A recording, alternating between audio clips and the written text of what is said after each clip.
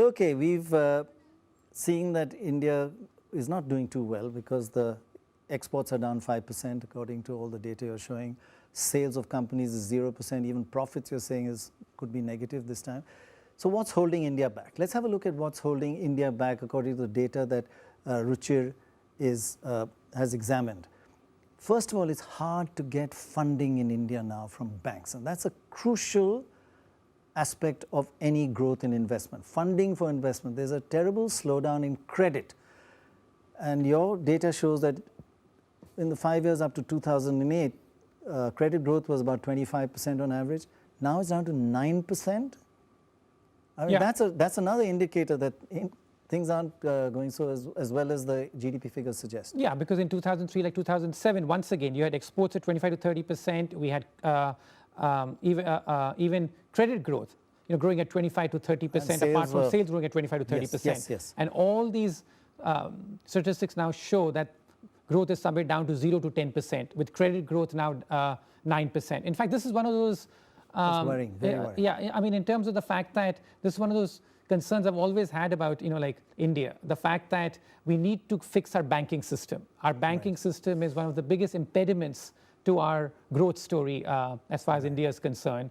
And that is something I wish that the government had done more about in terms of getting this in better shape. Your data, just let's have a look at what's wrong with Indian banks and the banking sector and what's really causing the slowdown. Just look at those figures. In the last 5 years, India's public sector banks have been a problem. Private banks have gone up by 50%, public sector banks down by 40%. That's a 90% spread. Now, that's a message which policymakers should get pretty fast. Yeah, this is really what I call privatization by benign neglect, which is that you do not want to do anything about the public sector companies, or you think that they'll fix them and get them into shape. But yet all that's happening, and we've seen this movie play itself out before in the telecom sector, in the airline sector. Privatization by stealth. Yes, because the private sector incumbents out here, they will keep on gaining market share, and for them it's almost a free lunch, right? And these public sector banks, with their hands tied behind their back, are just not exactly.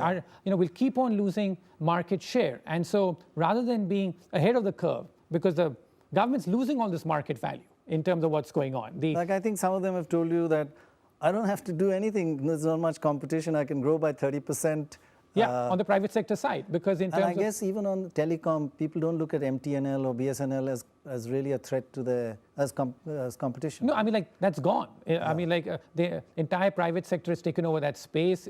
On the airline sector also something similar has happened. So the entire issue is that what does the government choose to do? To get ahead of the curve by sort of privatizing some of these companies and getting some value and getting more competition. And you still have some public sector banks in the country, as the next sort of chart will sort of show you, that, that in India's case, this is really, to me, an outrageous statistic, that more than 70% of assets in the Indian banking system are in the hands of the public sector. 70%. The average for the emerging world is 30%. With the public sector in the emerging world. Yes. And 70% private. Yes. Here we're the opposite. Yes, we're the opposite, and we are possibly with the exception of China, because we don't know how to quite count the ownership out there.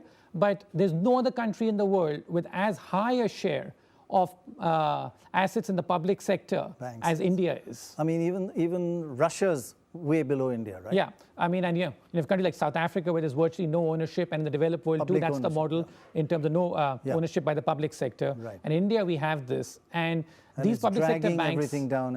And these public sector banks are really sitting on a lot of non-performing loans, and that is something which is constraining credit growth.